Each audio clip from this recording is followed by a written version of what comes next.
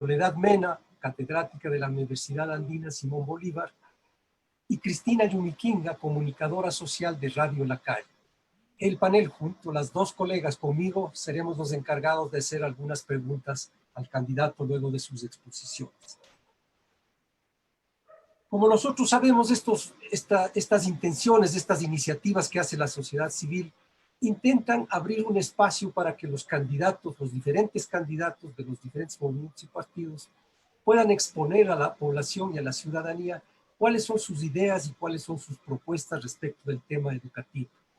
Para ninguno de nosotros es extraño comprobar que muchas entrevistas y presentaciones a los candidatos han tenido en el tema educativo un tema más bien accesorio y en muchos casos incluso ausente. Al contrario, nosotros como Contrato Social por la Educación creemos que la educación debe convertirse en un eje trascendental de carácter estratégico, tanto para el desarrollo de las personas cuanto para la construcción de ciudadanía. Por eso impulsamos este tipo de iniciativas.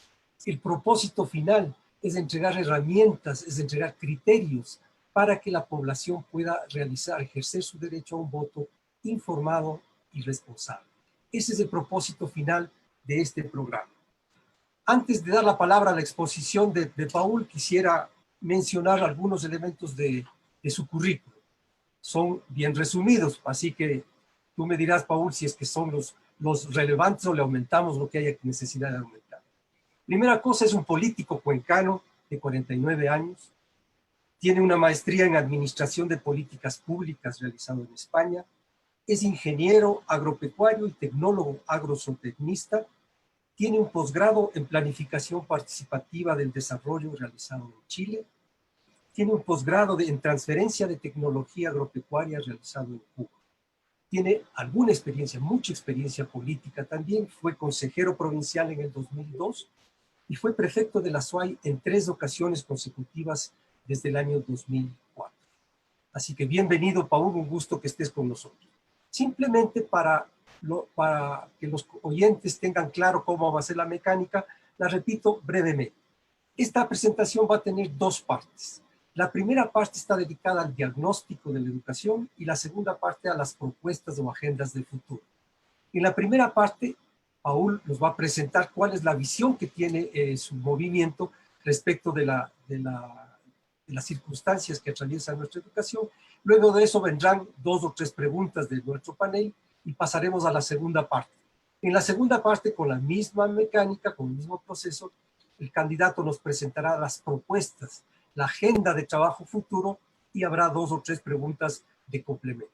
Cerraremos el programa con algunas palabras finales que el candidato quiera dejarnos como mensaje, digamos, definitivo. Esa es la mecánica. Aprovecho para reiterar lo que se dijo al principio, estábamos informalmente reunidos. Este programa se transmite por la plataforma Zoom y también por Facebook Live. Y adicionalmente se enlazan a este programa varias radios. Entre esas, Corape, que es una red que tiene más de 34 emisoras. Tenemos la red de radios universitarias, Radio La Calle, a la que pertenece nuestra colega Cristina, que está aquí, Radio Ilumán, Ñahui Media, BN Periodismo y Radio del Pueblo Cayambe. Esto nos da una idea de que vamos a tener una cobertura de más de 40 emisoras que van a enlazarse entonces con esta señal. Saludamos finalmente a todos los amigos y amigas de las provincias que nos acompañan, especialmente a Azuay, Manabí, Loja, Imbabura, Guayas, Sucumbíos. Con estos antecedentes, con esta introducción necesaria, entonces, vamos a dar paso a la primera parte de nuestro conversatorio. Queda en tus manos, Paul, esta primera parte de informarnos cómo ve el movimiento Juntos Podemos la situación actual de la educación. Adelante, Paul, bienvenido otra vez.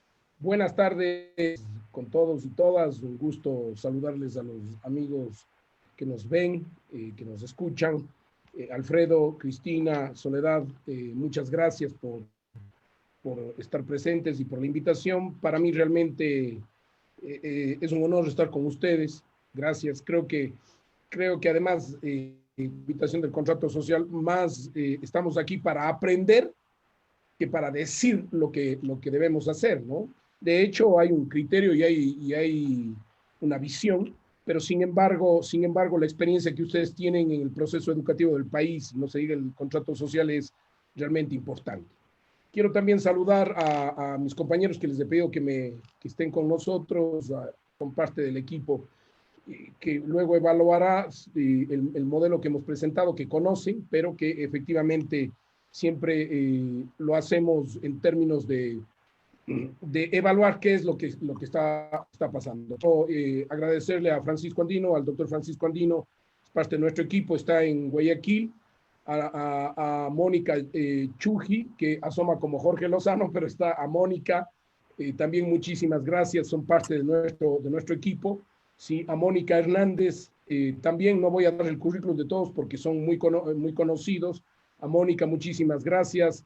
A Juanfer Copiano, también un compañero de trabajo, muchísimas gracias. A María Claudia, ni decirlo, ustedes ya la conocen, coordinaron con ella, a María Claudia, y a Cecilia Calderón, que acaba de unirse también. A Cecilia, un abrazo fraterno. Aquí hay un equipo de gente que tiene una visión, tenemos experiencia y juventud.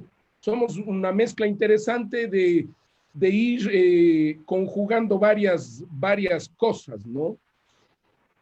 Yo luego voy a hacer la exposición, voy a hacer muy rápido en el diagnóstico, ¿sí? Y luego la propuesta, que es lo que nosotros vemos que es lo fuerte y desde donde venimos. Empezaré diciendo primero que nosotros tenemos una visión, yo le pongo como una demócrata social nacionalista, una democracia social nacionalista, ¿no?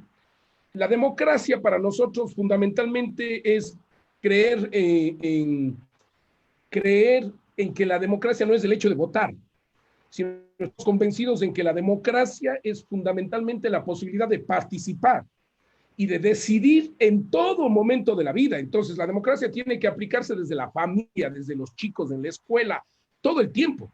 Y entonces, para nosotros eso es fundamental. ¿Por qué? Porque el momento que nosotros permitimos eso, ese proceso de participación permanente, reconocemos la diversidad. Y por lo tanto, el Ecuador puede entrar en un modelo que le llamamos democracia para la convivencia. Ahí está la clave de nuestra propuesta luego para el tema de la educación. La democracia para la convivencia, ¿sí?, se construye desde la diversidad, desde practicar esa democracia de manera permanente, en todos los ámbitos de la vida. También creemos en la parte social. ¿Por qué? Democracia social. Social porque estamos clarísimos de que es necesario construir un modelo de equidad. ¿Sí? De equidad en el acceso a las oportunidades, pero creemos que en el Ecuador, además de necesitar esa equidad en el acceso a las oportunidades, necesitamos también equidad en la relación entre los diversos. El problema es que en este país no podemos construir una relación entre diversos, ¿sí? Y entonces cada cual quiere imponer lo suyo. Y no llegamos a entender que el Ecuador, tanto desde el punto de vista biofísico como desde el punto de vista cultural, histórico, somos diferentes. Y ahora aún más con todos los procesos de la modernidad que se han dado, donde hay formas diferentes de ver la vida. Y finalmente, nacionalistas. ¿Por qué? ¿Sí? Porque en el marco de la democracia para la convivencia, nosotros recogemos todas las potencialidades de nuestro país. Entonces, por lo tanto, nosotros creemos mucho en saber hacer, en la historia y en lo que hemos hecho en el Ecuador. Valoramos mucho lo que se ha hecho, lo que existe, y por lo tanto, entonces creemos que es un país que no tiene que exportar cosas ni diseñar un modelo homogéneo, ¿sí?, para todos, sino tiene que generar modelos distintos, diferentes modelos, porque todos tenemos potencialidades por la diversidad existente y efectivamente sabemos hacer cosas. Y eso es lo que hay que generar. Y eso para nosotros es una propuesta nacionalista, es de recoger lo que ya sabemos hacer, potenciarlo y permitir que eso aflore. Desde ese punto de vista, si quieren ustedes, desde ese marco conceptual, yo podría decir entonces, o nosotros podríamos decir que tenemos varios problemas en la educación, ¿sí? Primero, me parece que tenemos una estructura curricular en general tanto en la básica, en la educación básica, bachillerato, como en la superior, que homogeneiza el Ecuador, ¿sí?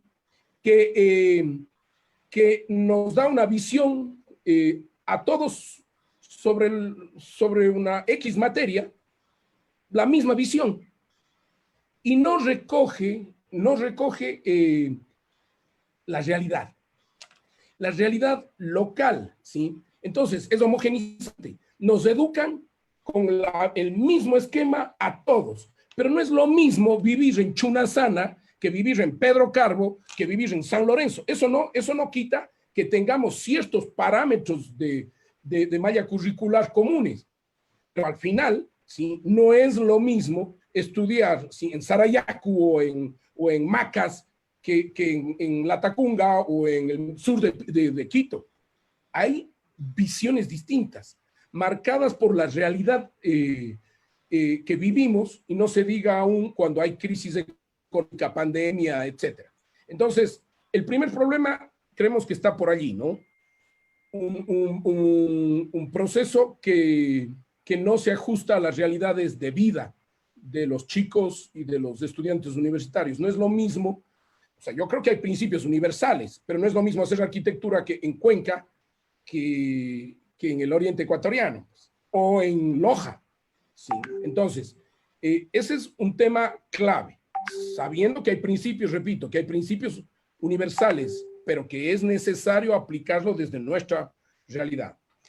Luego viene el otro problema que a mí me parece que es clave y que no ha cambiado y que funciona tanto en lo fiscal como en lo privado, que es en la metodología. Esta metodología por materias y que no genera razonamiento, que no desarrolla el análisis, sino que genera normalmente la memoria, ¿sí? Incentiva la memoria y el aprendizaje a la memoria. Entonces, ahí también tenemos algunas propuestas, ¿no? Entonces, claro, lo uno va con lo otro.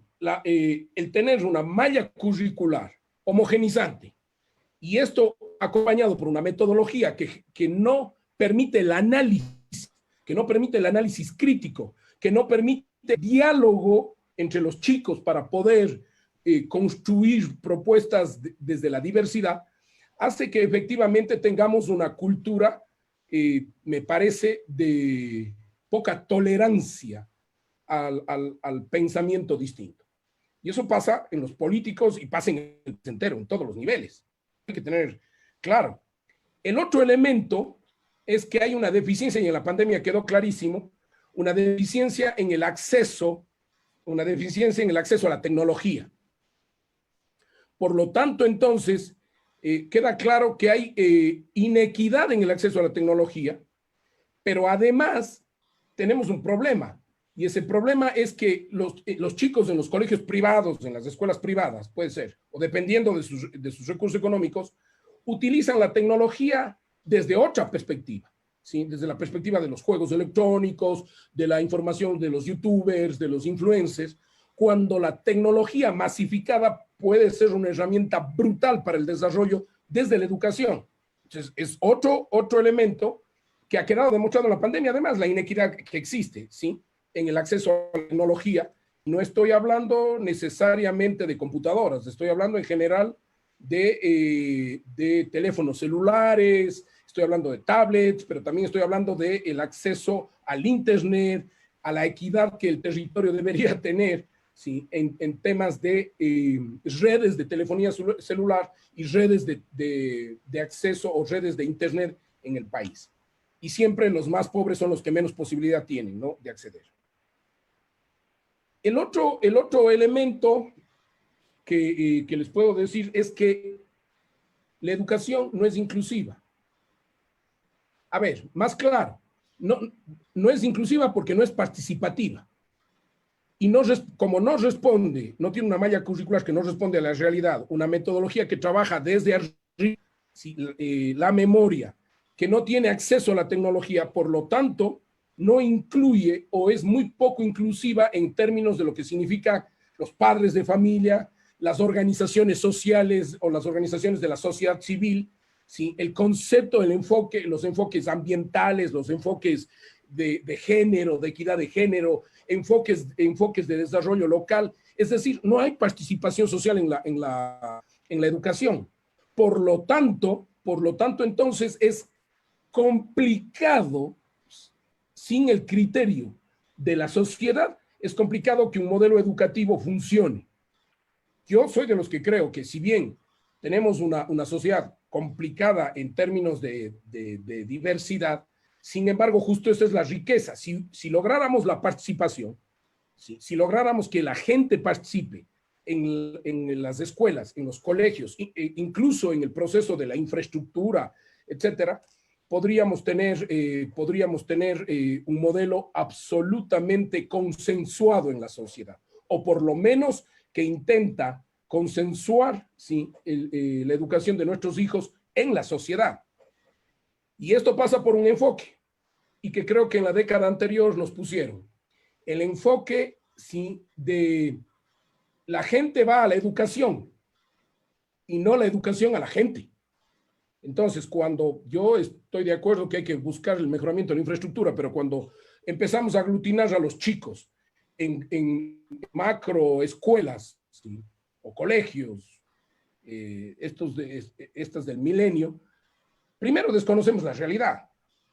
Luego unificamos a la gente porque todos tienen que venir con uniforme. El indígena ya no puede estar, el que representa a su nacionalidad ya no puede estar con su ropa típica, con lo que implica eso, o simplemente el conocimiento es el mismo para todos y ya no responde a lo que sabe hacer, a lo que ve todo el día cuando sale de su casa. O también la dificultad de que los chicos vayan y se transporten a un lugar cuando el Estado debería ir al lugar donde están los chicos. Obviamente diseñando condiciones aceptables y de número de estudiantes, etcétera.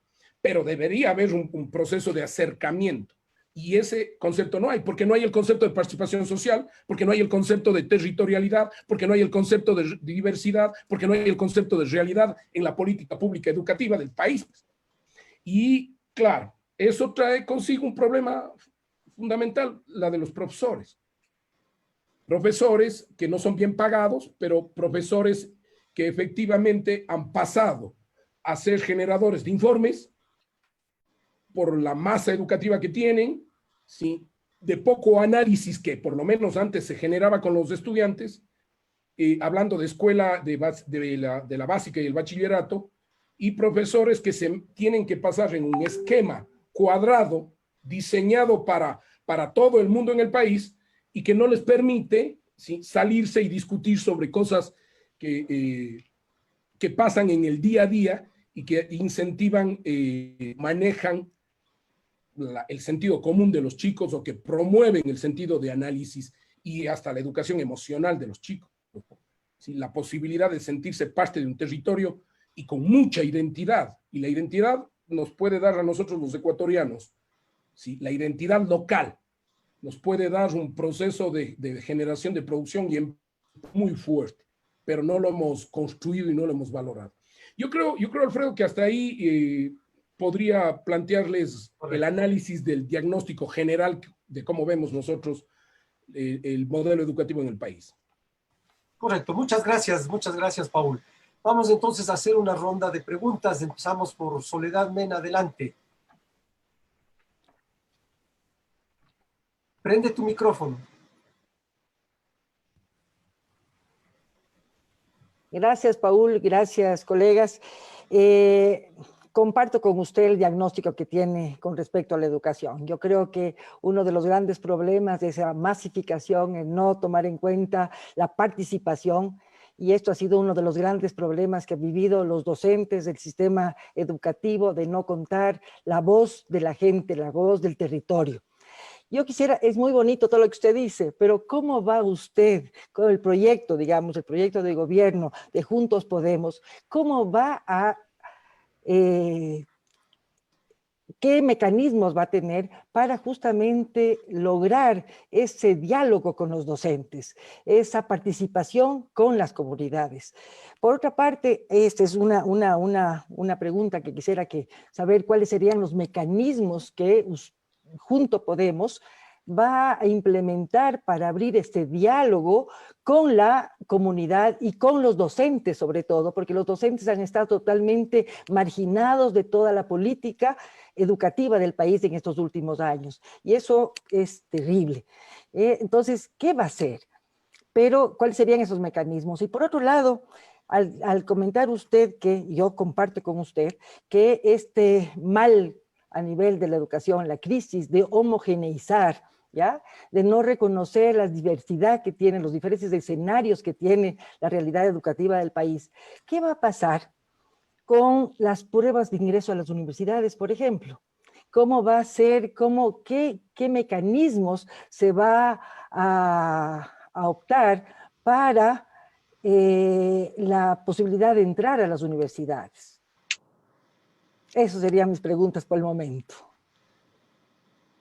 Yo preferiría oír las preguntas de todos, Alfredo, no sé si me permites, Sí, sí, porque por me ha supuesto. encantado la pregunta de la Soledad, pero eso me da la posibilidad de ya armar la propuesta que nosotros tenemos para el proceso de educación, porque lo que acaba de preguntar Soledad es parte de todo el modelo integral que con el que nosotros vemos la educación. Y me permitiría explicar eso. Las preguntas ya nos apuntan un poco a los mecanismos, pero no hay problema, podemos recoger unas 3 o 4 preguntas y tú las abordas, digamos, en conjunto. Entonces, le pedimos a nuestra colega Cristina, de Radio La Calle, que haga sus preguntas. Cristina, ¿estás por ahí? Muchas gracias, Alfredo. Sí, aquí estoy. Y bueno, yo en primer lugar quiero empezar por el tema de la deserción escolar en el país. Los últimos datos del Ministerio de Educación, de la ministra Kramer, revelan que en el sector Sierra Amazonía se perdió el contacto de 17.754 estudiantes y además tenemos 5.600 estudiantes en el régimen Costa.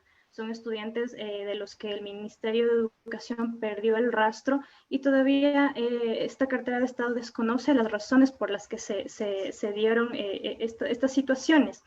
Por ese lado, la deserción escolar, donde si bien el Ministerio afirma que se desconocen estas razones, los motivos, tenemos fuentes testimoniales que pues muchos padres, madres de familia, tuvieron que regresar a las provincias, salir de las ciudades, regresar, porque a partir de la pandemia su sustento económico ya no les alcanzaba para poder cubrir los gastos básicos. Y estos niños, estos jóvenes, estos adolescentes, los estudiantes se quedaron sin estudiar, regresaron y pues obviamente uno de los problemas de ahí, o de muchos problemas que se extienden a partir de esta deserción escolar y que se reveló con la pandemia, pues tenemos problemas de seguridad, no hay acceso a internet y demás por parte de la deserción escolar. Además de que esto se une con lo que pues dispuso a partir de la pandemia el Ministerio de Educación, de que pues la educación virtual ya no se debería cobrar la matrícula completa en estos establecimientos educativos, sino hasta el 65%.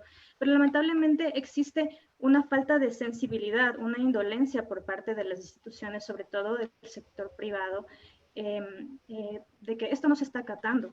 Se está cobrando la totalidad de la matrícula y muchos niños también migraron de un sistema de educación privado a uno público y estos problemas se siguen revelando hasta ahora, pues que obviamente estamos en la pandemia.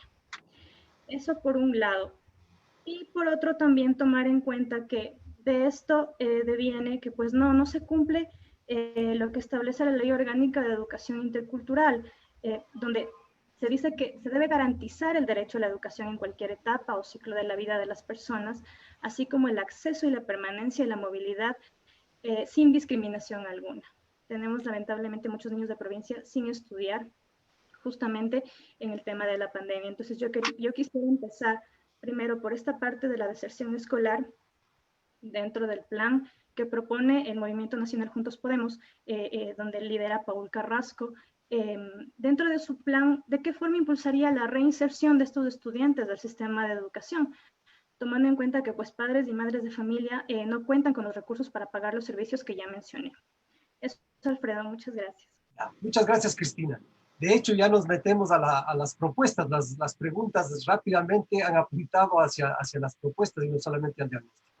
Yo tengo 3 preguntas puntuales. 2 más de fondo y una más de estructural, 2 estructurales, digamos, y una más coyuntural. Las estructurales son las siguientes. ¿Cuál es la valoración que hacen ustedes como Juntos Podemos de esta realidad especial de nuestro país, no solo de nuestro país, pero sobre todo de nuestro país, de las escuelas unidocentes y bidocentes? Aproximadamente o más del 40% de muchas escuelas tienen estas condiciones. ¿Cómo las valoran? ¿Cómo las miran? ¿Qué problemas ven y qué potencialidades eventualmente las tienen? Esta es una pregunta, entonces, sobre unidocentes y bidocentes. Una segunda pregunta es sobre el financiamiento. ¿Cómo están valorando? ¿Cuál es la visión que tienen sobre el financiamiento que actualmente tiene el sistema educativo? ¿Es suficiente? ¿No es suficiente? ¿Es un problema de recursos, de calidad del gasto, etcétera, etcétera? Esto yo creo que es importantísimo porque incluso en las primeras propuestas que ha ido mencionando Paul, si no están respaldadas por recursos, también vamos a tener problemas. Y la pregunta más coyuntural que se me ocurre, que es importante y que nuestros lectores y oyentes van a estar preocupados, es el tema del retorno a clases. ¿Cómo están mirando ustedes esta política? Porque ya se viene, ¿no es cierto?, de la reapertura de clases posiblemente desde enero. ¿Qué condiciones consideran necesarias para que la reapertura sea en los mejores términos? Creo que por ahí van, entonces tienes una batería bastante grande y amplia de preguntas y con esto, digamos, nos metemos de una vez en la segunda parte, que es las propuestas y las agendas del futuro. Así que adelante, Paul. Igual después tendremos chance de alguna pregunta o repregunta. Gracias, Alfredo. Yo voy a ir a la propuesta global. Global primero, sí. Puntuales para que usted, y de ahí respondo las preguntas, porque muchas de ellas están allí, ¿sí? En el marco de lo que yo les decía de la democracia para la convivencia, el tema social, el tema nacionalista, ¿sí? Yo quiero empezar indicando cuál es la visión sobre lo que implica un nuevo modelo o una nueva reforma de la administración del Estado. No implica una constituyente lo que voy a plantear, y ojo, ¿no? Todo lo que voy a decir este momento es sometido a discusión y a valoración, no es que es la verdad, ¿sí? La verdad absoluta sobre las propuestas. Está sometido a la valoración y así lo haremos de ser gobierno, porque vamos a ser gobierno. De eso estoy convencido. A veces hay que creer en los astros y parece que las cosas se van dando. Entonces, sí, más allá de esto, nosotros creemos en un modelo territorial desde el punto de vista económico, ¿sí? Que pase del PIB, no voy a hacer un análisis macroeconómico, no, pero que pase del PIB nacional al PIB territorial. Nosotros tenemos que dejar de depender del petróleo y pasar a depender de las potencialidades locales. Esa es nuestra visión.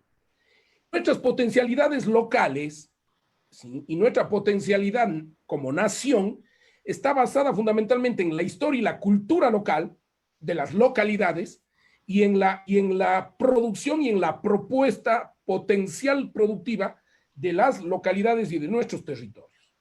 Y entonces nosotros allí vemos que ahí tiene que jugar un rol la educación.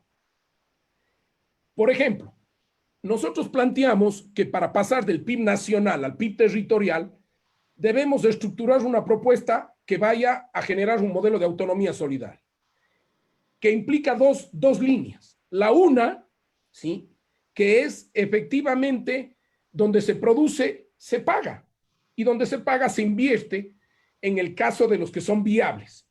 Y en el caso de los que no son viables, se arma un plan de los territorios no viables, autosustentables, se arma un plan a corto, mediano y largo plazo para volverlos autosustentables. Y entonces eso implica armar un plan de ordenamiento productivo del país. Y el ordenamiento productivo pasa también por lo social, así lo veo yo. Entonces, hay territorios que, por ejemplo, y voy siempre a poner el caso de mi ciudad y de mi provincia porque no quiero generar conflictos con otras provincias o otras ciudades, pero por ejemplo, De hecho, nosotros tenemos el tema de la producción de sombrero como cuenca. Y ese es un elemento que podría ser potenciado enormemente en lo productivo y es cultural. Voy a hablar del corredor del banano entre el Oro, Guayas y Los Ríos, para poner un ejemplo afuera. El banano nos puede generar todo un proceso productivo y de generación de empleo. En el caso de las comunidades indígenas, el tema de la producción desde la perspectiva ancestral y de temas como la quinoa, etcétera, ¿sí? Nos pueden generar un marco interesante de desarrollo de la educación para una educación ligada a la potencialidad local. Entonces, nosotros decimos, muy bien, si queremos que el territorio cambie, tiene que haber un modelo de autosustentabilidad económica. Si el país queremos que se vuelva viable económicamente y como nación, tiene que haber un modelo de autonomía económica, ¿sí? Solidaria, obviamente, no estamos diciendo separatismo ni nada, ¿sí? De autonomía económica de los territorios basado en sus potencialidades sociales, culturales y productivas. Pero además, necesitamos también un territorio, ¿sí? Que desarrolle una educación basada en esas potencialidades sociales, culturales y productivas. Solo así, y permítanme que la pasión, pero solo así nos vamos a sentir ecuatorianos.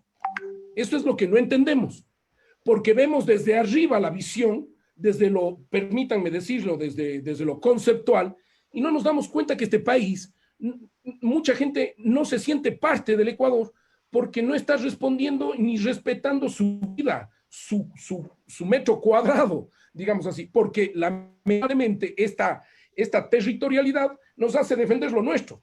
Y entonces tenemos que entender que lo nuestro es justo esa diversidad y que allá debemos apuntar. Por lo tanto, entonces, ¿qué planteamos nosotros? Primero, pasar, y ahí voy contestando las propuestas, las preguntas. Hay que diseñar entonces un modelo de consejos consultivos o consejos participativos en los territorios, a nivel cantonal. A nivel cantonal y a nivel provincial, ¿sí? Podría hacerse en todos los niveles, pero si queremos territorializar la educación, entonces nosotros debemos diseñar consejos o parlamentos educativos donde participen los profesores, ¿sí? los estudiantes, los padres de familia. Y este debería ser el modelo desde cada escuela, desde cada unidad educativa, ¿sí? O pongamos en general. Ese modelo debería darse en cada escuela y luego de allí generar uno cantonal con los representantes de cada uno y empezar a reestructurar una propuesta de reforma profunda. Nosotros tenemos ideas y tenemos propuestas, pero desde allí hay que estructurar la reforma profunda, desde la participación social. Ese es el cambio radical que planteamos para la educación. Y entonces, ¿qué vamos a tener del resultado de ese proceso y de ese proceso permanente? ¿Qué vamos a tener? Vamos a tener un modelo educativo para cada territorio que responda a los territorios, en donde lo que tenemos que hacer también es que se involucre el Estado central, pero indudablemente el Estado local en sus diferentes niveles de gobierno. Y estos consejos participativos educativos de la educación deben trabajar la malla curricular de hecho, tienen que trabajar permanentemente la evaluación y tienen que trabajar permanentemente el monitoreo de el contenido educativo y de la metodología que se aplique en cada zona. Esto puede parecer una locura, pero para nosotros es fundamental. Por eso nos llamamos Juntos Podemos y por eso creemos en la democracia para la convivencia, porque nos sentimos parte de este país, pero respetando las diferencias.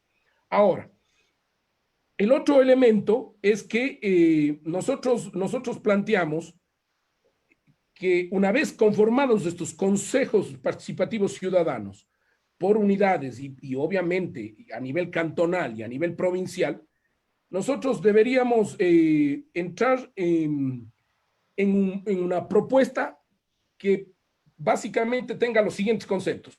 Uno, un modelo educativo que respete los derechos, es decir, que fomente el conocimiento y el ejercicio de derechos que se han venido perdiendo en el camino. Entonces, Por lo tanto, es necesario un modelo educativo que haga que los chicos conozcan cuáles son sus derechos, pero que los ejerzan. Esto va a constituir una democracia real, desde la perspectiva de mejorar el Estado, ¿sí? Desde la perspectiva de mejorar la convivencia, cuando sabemos nuestros derechos y hasta dónde van nuestros derechos y cómo los que ejercer. Pero en la otra línea es que la educación tiene que estar ligada al empleo y la producción. Y aquí planteamos lo siguiente. Primero debemos organizar por niveles de gobierno la educación. Alguien puede decir, yo sé que me van a decir es una locura, pero a ver, la educación básica tiene que ser cantonal para nosotros, y ya voy a explicar por qué. La educación del bachillerato tiene que ser provincial y la educación superior tiene que ser de competencia nacional. ¿Y por qué esto? Porque nosotros decimos que tiene que estar ligada a las potencialidades productivas, porque de no tenemos el problema de que los chicos terminan la universidad, van construyendo desde la educación básica, pasan el bachillerato, van a la universidad y no tienen a dónde, digamos, en dónde ocupar su profesión, porque no ha habido un proceso, ¿sí? No ha habido un proceso de construcción de su vocación sobre lo que quieren hacer. O por último, si construyen su vocación o quieren hacer algo, deberían tener la posibilidad de que el Estado les diga, eso aquí a lo mejor no consigue, pero yo sí le puedo decir que en su territorio puede hacer esto. Me refiero entonces,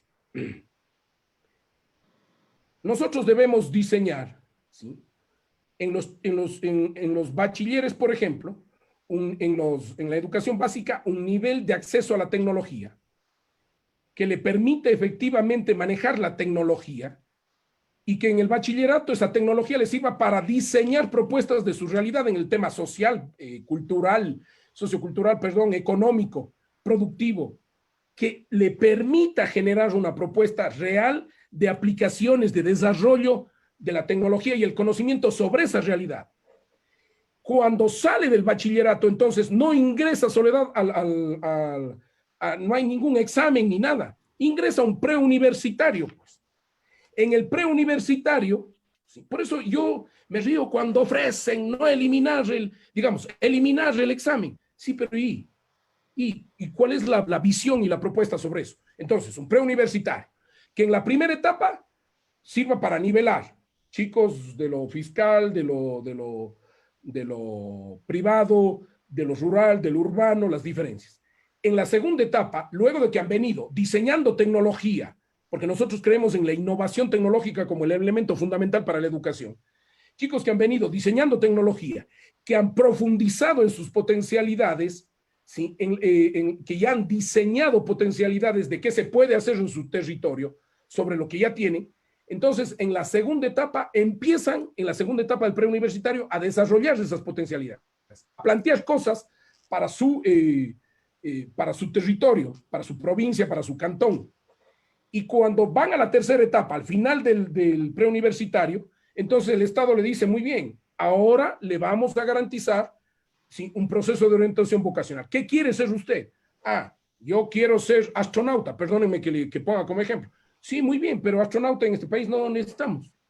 O sabe que usted puede ser y estudie, pero no va a encontrar trabajo aquí, porque no es un esquema. La democracia está en permitirle al chico que haga lo que quiera.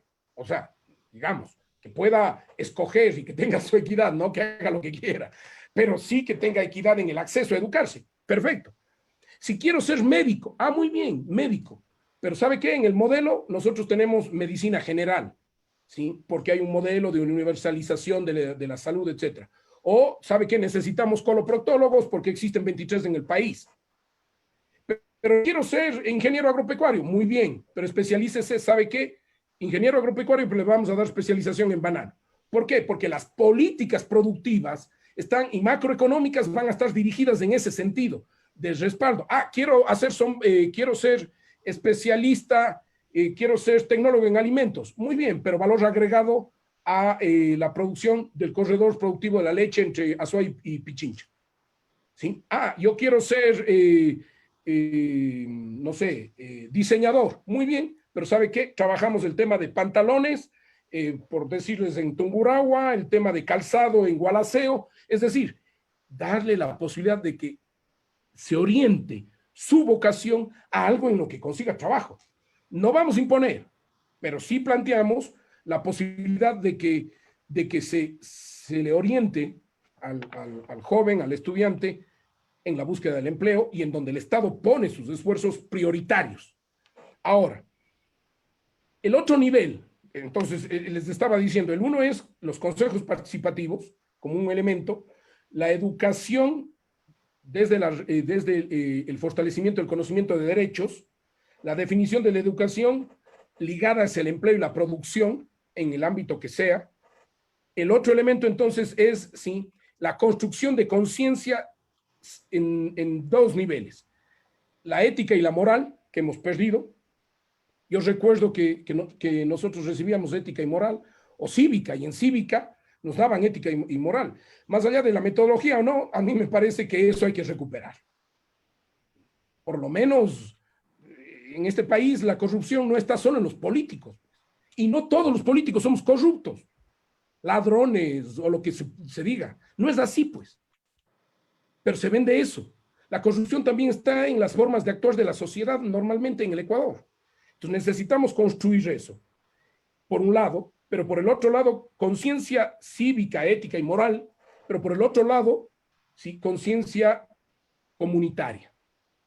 Necesitamos chicos que empiecen a construir desde la escuela la solidaridad, sí, y si quieren ustedes llamarle la solidaridad, la posibilidad de moverse, sí, respetuosamente y de apoyar a la gente que está en su entorno.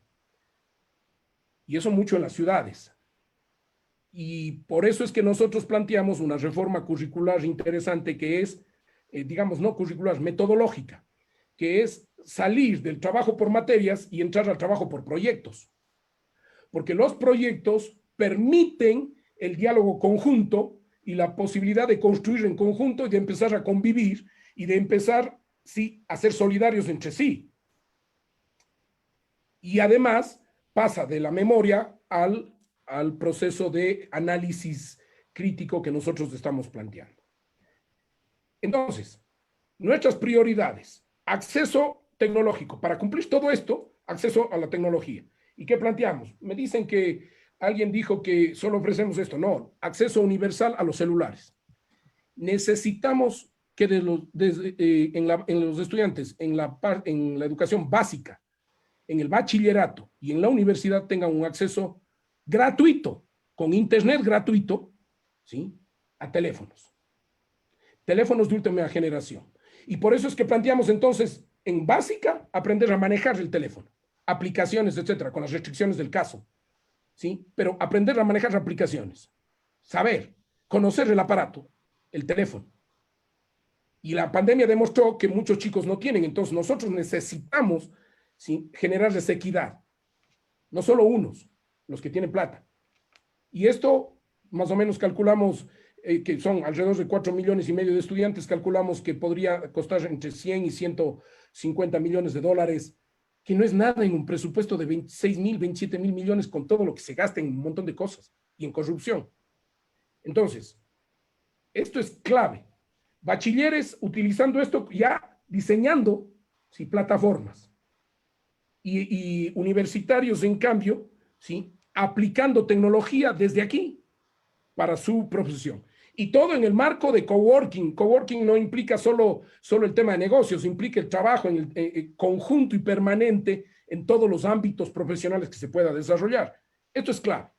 El otro elemento que proponemos es el tema de lenguaje. Decimos nosotros que en la malla curricular, los chicos, al salir de la universidad, de la profesión que sea, tienen que hablar inglés a la perfección. Alguien me puede decir, yo quiero hablar francés. Bueno, hágalo fuera del... Pero el inglés es básico, ¿sí?, para nosotros en el mecanismo de relacionamiento internacional. Necesitamos un país con tecnología, un país participativo, pero con jóvenes hablando un idioma global como es el inglés. Y además rindiendo el TOEFL, es decir, no es que salen y dices que hablas inglés, no, como obligación el cumplimiento, ¿sí?, del TOEFL para que sea parte de este proceso de graduación. Pero también nosotros planteamos, esto lo hemos analizado, ¿no? Nosotros estamos planteando el presupuesto participativo para las 14 nacionalidades y pueblos indígenas del país, ¿sí?, para sus planes de vida, que en el presupuesto se integre un modelo de presupuesto participativo. Y ahí estamos planteando que, ¿por qué esto? Porque es clave la identidad, nosotros tenemos que reconocer nuestra identidad.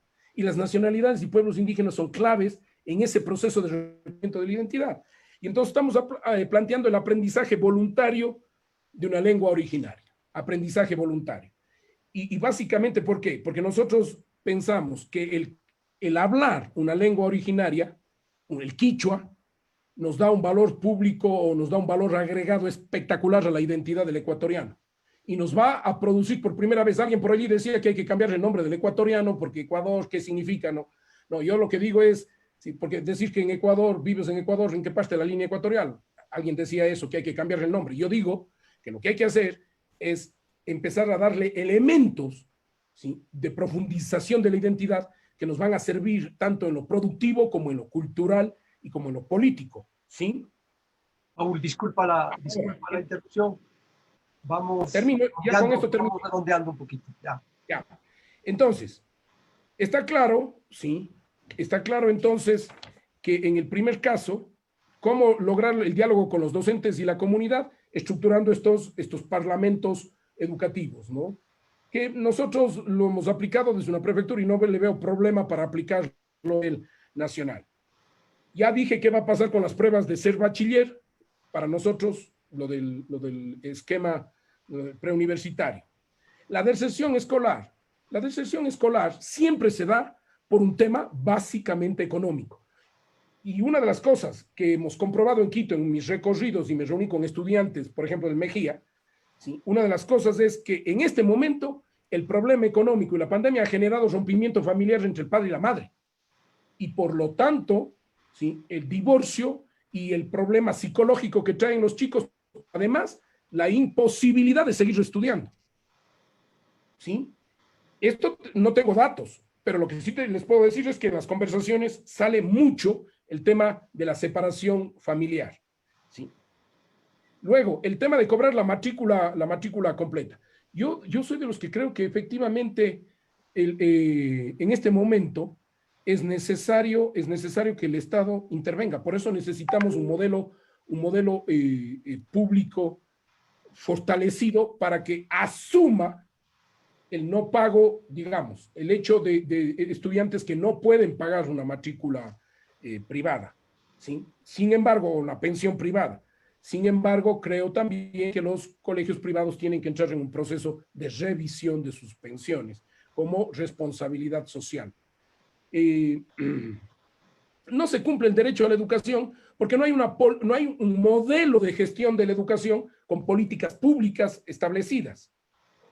¿Cuál es la valoración de las escuelas unidocentes? Nosotros creemos, ¿sí?, que de todas maneras las escuelas unidocentes permiten llevar la educación o permitían llevar la educación a los estudiantes, sobre todo en la zona rural. Es decir, en la experiencia que yo tengo, y esto es personal ya, en la experiencia, más allá de la complicación, la escuela unidocente sí permitía la posibilidad de que el chico desde su comunidad, en la zona rural o en los barrios urbanos marginales, estudie y no tenga que movilizarse él. Y luego, si tú cambias la metodología a una metodología por proyectos, es indudable que una metodología por proyectos permitiría que un profesor maneje, ¿sí?, una visión mucho más integral y pueda manejar varios cursos a la vez, ¿sí? Ahora, el financiamiento del sistema educativo. Es claro que el Estado tiene que garantizar la gratuidad de la educación, Pero es claro también que para garantizar la gratuidad de la educación tiene que cambiar el modelo económico en el país. Porque si no cambia el modelo económico y seguimos con un modelo macro y no micro, con un modelo que homogeniza y prioriza el gasto de lo macro y sigue manejándose a dedo, ¿sí? y no genera producción, no genera ingresos en lo local y no permite que lo local sea autosostenible económicamente, no vamos a tener posibilidad de financiar un modelo así. Nosotros, por eso es que vemos por varias aristas. Por eso es que nosotros planteamos que este no es un problema de elegir a alguien del sector privado o alguien nuevo. Sí, nuevo en términos, hemos venido planteando, pero en términos de gestión pública debemos conocer, porque alguien que llegue hasta conocer los procedimientos que tiene que seguir del sector privado al sector público, ya se complicó. No va a pasar por lo menos un año. Entonces, el financiamiento tiene que ir inmediatamente ligado, ¿sí?, al desarrollo de la territorialidad con fideicomisos. Entonces, ¿qué estamos planteando? El problema es que los ingresos de los territorios y de todo el país entran a una sola cuenta y se distribuyen en miles de pastillas, que habrá que revisar además en qué se gastan, en miles de pastillas. Pero ¿qué pasa si es que el recurso territorial se queda en el territorio y se distribuye inmediatamente a fideicomisos que van para la salud y van para la educación para garantizar lo básico? Salud, educación, que estamos además planteando un modelo integral allí en el tema de la salud. Entonces, se queda allí. Y lo que es recursos extras del Estado Nacional y de lo que financian las provincias viables, ¿sí?, como Tungurahua, Pichincha, Guayas, por un tiempo, eso en cambio va para completar también esos fondos fideicomisados en la gestión pública, administrados colectivamente por el Estado, por los varios niveles del Estado, y obviamente con supervisión de la participación social que estamos generando en el tema educativo. El retorno a clases. Yo soy de los que creo, y esta es una posición ya individual, con esto sí, terminamos. El retorno a clases, como la reinserción, tienen unas condiciones. Uno, la reactivación productiva y económica. Y dos, definitivamente la equidad en el acceso a la vacuna. O sea, yo no creo que se pueda poner en riesgo la vida de los jóvenes, por ahora, ¿sí?, mientras no tengamos solventado el problema de la pandemia. Lo que debería hacer el Estado es encontrar los recursos, revisar en qué está gastando, en ese marco garantizar el acceso al Internet y el acceso a aparatos tecnológicos de los estudiantes y de los profesores, también de los profesores. Eso, Alfredo. Muchas gracias, Paul. Antes de hacer una última ronda, porque el tiempo se nos va y podríamos extendernos enormemente, está muy interesante todas las propuestas que tienen. Yo quisiera hacer una pequeña cuña nomás, volver a saludar a los amigos que nos están recibiendo en provincias. Guayas, Azuay, Manabí, Santa Elena, Sucumbíos, Napo, Tungurahua. Creo que es muy importante que a nivel de los territorios también se enlacen a estas iniciativas. Y también agradecer a las radios que están enlazadas, que son más de 40, como hemos dicho. La red de Corape con más de 34, la red de radios universitarias, la red Ilumán, la red La Calle, Radio del Pueblo Cayambi, Radio Ilumán, Ñahui Media y BN Periodismo. Les agradecemos por este enlace porque hace posible que lleguemos a más personas y tengamos así mayor información para nuestro voto informado y responsable. Hacemos una última ronda. Empecemos, Cristina, una preguntita. No tenemos mucho tiempo. Dale una preguntita final y luego Soledad y cerramos. Estamos cerca de la hora para no pasarnos de ahí. Adelante, Cristina. Gracias, Alfredo. Bueno, ahora que me da la oportunidad de una pregunta más, Paul mencionaba que se necesitan clases de cívica, de ética, de moral. Mencionó algunas cosas que Paul dijo que se han ido perdiendo. A mí me gustaría, si me lo permiten también, añadir que hay una carencia bastante notoria en temas de educación de género, tomando en cuenta que a partir de la pandemia pues se registraron cifras alarmantes, 82, hablando de femicidios, 82, tan solo femicidios 82 desde que inició la pandemia, es decir, desde marzo hasta la fecha. Entonces, dentro del plan también del candidato, ¿cómo se incluirían este tipo de temas que son también relevantes? Y a partir de la propuesta que nos mencionó sobre el acceso a teléfonos celulares gratuitos y con internet gratuito, ¿cómo podríamos hacer también para que, cómo evitar que los niños empiecen a generar una suerte de alienación a la nueva cotidianidad de lo digital? Es decir, dejar que se empiece a dejar un poco también de lado el ocio, que también es indispensable en el aprendizaje sobre todo de un niño. Entonces, en esos dos temas me enfoco. Alfredo, muchas gracias. Gracias, gracias. Soledad, una pregunta última. Prende tu micrófono.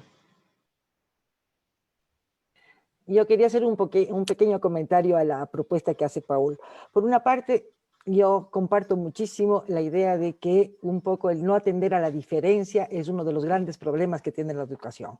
Pero sí me asusta que diga, bueno, van a hacer diferencia, pero vamos a tener institutos que van a nivelar, ¿ya? Van a nivelar los que vienen del rural. O sea, quiere decir que, o sea, yo esa contradicción veo en que se va a respetar las particularidades de cada territorio, pero a la vez va a haber institutos que nivelan, ¿ya? ¿Nivelan qué? ¿Ya? Entonces, eso veo yo que hay una contradicción. Por otro lado, las operadoras van a estar muy contentas porque se les va a dar muchísima plata. ¿Qué posibilidad hay para trabajar con las operadoras? O sea, ¿qué política hay? Porque aquí tenemos operadoras que son las que se benefician y las que un poco han tenido esta dificultad de querer digamos, ofertar o perder réditos económicos para poder socializar los celulares. Y otra cosa, yo sí veo, o sea, usted comenta que si quiere ser astronauta, que lo sea, pero que vaya a estudiar fuera y que vaya a buscar trabajo afuera.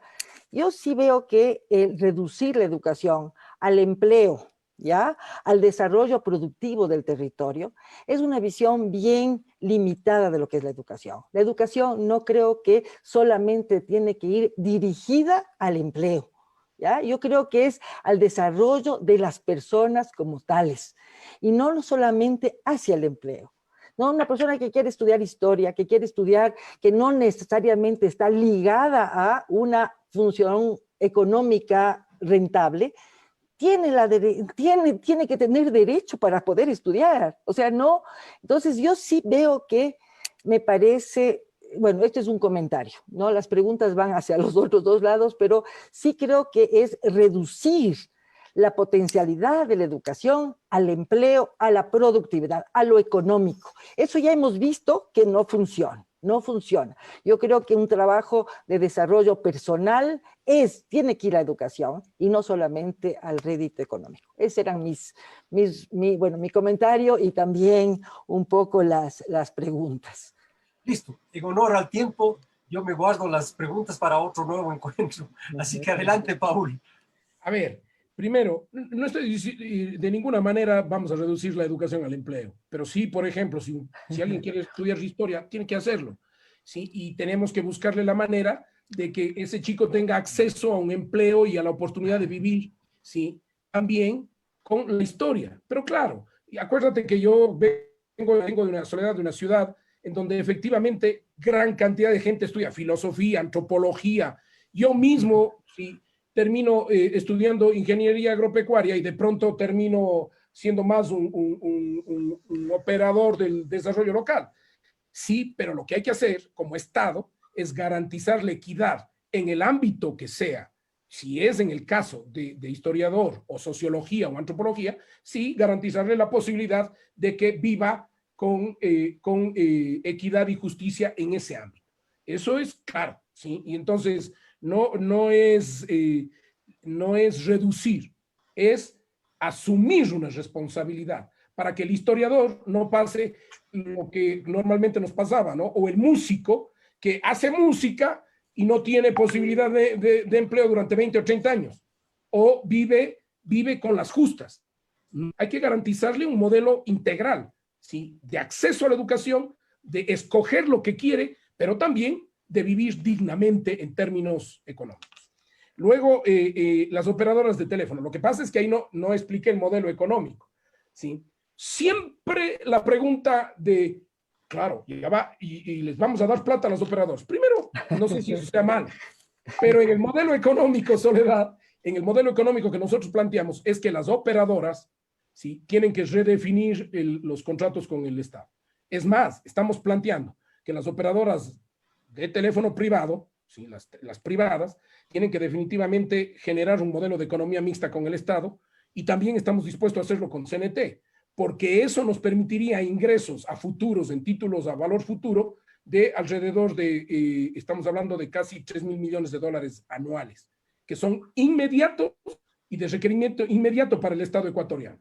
Entonces, ahí viene un problema. Es un estatista y va a quitar. No. Vamos a plantear una redefinición del manejo del proceso de utilidades con las telefónicas privadas, además de que lo han cumplido en muchos casos con el tema de las redes y de lo que significa instalación de antenas y tecnología. Ahora, no hemos planteado institutos que van a nivelar. No, lo que estoy planteando es un preuniversitario en cada universidad. Es decir, que el estudiante salga y en vez de dar un examen después del bachillerato, pase a un preuniversitario. Y en el preuniversitario tengamos varias etapas, ¿sí? Porque de todas maneras tiene que haber ciertos conocimientos universales que estoy planteando y que estamos planteando, y que eso se valore en el punto, en el preuniversitario en una primera etapa de 2, 3 meses. Y luego viene el proceso normal. Pero las universidades tienen que permitir el acceso universal a los estudiantes, y eso a un preuniversitario. Entonces, no es un instituto, no estamos, en ningún momento he dicho eso, ¿sí? Es un preuniversitario. Todos, yo por lo menos estudié un preuniversitario, y creo que la mayoría hacía un preuniversitario, por lo menos en un momento dado de la historia de la educación.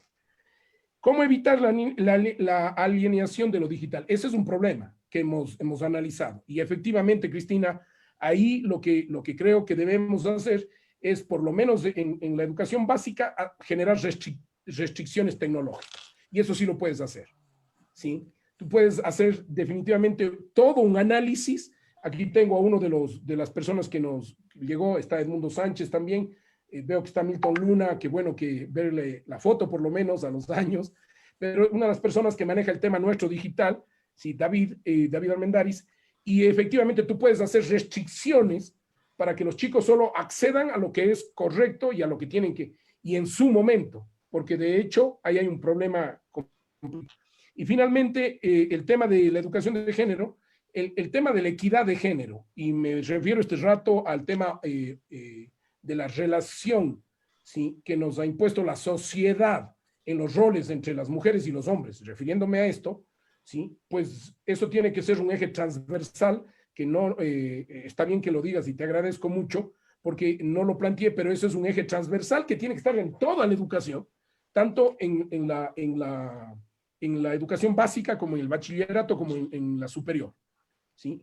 El construir nuevos roles, y ahí viene el tema de acciones positivas, el nuevo proceso de empoderamiento de la mujer, y obviamente una nueva masculinidad, para que aceptemos los roles y adaptarnos a los nuevos roles que tengamos, o compartir los roles, o intercambiar roles, ¿sí? Y dejar esa educación donde a la mujer se le esquematiza en un proceso y al hombre en el otro, ¿sí? Eso definitivamente tiene que cambiar y viene desde el proceso educativo.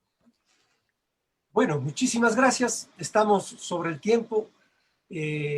Creo que evidentemente nos quedan muchas cosas para seguir discutiendo, pero creo que hemos cumplido la misión que teníamos con este programa, que era proporcionar información, elementos de juicio, de herramientas para que los ciudadanos tomen decisiones informadas y responsables en el próximo proceso electoral.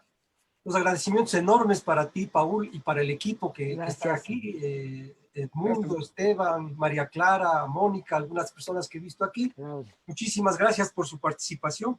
También muchas gracias a Soledad y a Cristina, que nos han acompañado en el panel de las entrevistas. También quisiera, por supuesto, agradecer a las emisoras que se nos han enlazado, porque esto es muy importante en términos del alcance Y vuelvo a repetir porque vale la pena, este es un hecho inédito que hemos tenido, esta asociación con las emisoras. Corape con sus 34 emisoras, sobre todo en territorios, y esto es importante, la red de radios universitarias, Radio Ilumán, Radio La Calle, la Radio del Pueblo Cayambi, Ñahui Media y BN Periodismo. Muchísimas gracias por ese enlace y les invitamos para el próximo programa, que será la semana siguiente, les estaremos informando oportunamente el asunto. Muchísimas gracias, Paul, nuevamente, y buenas tardes con todos. Gracias, un honor para mí. Gracias. Muchas gracias.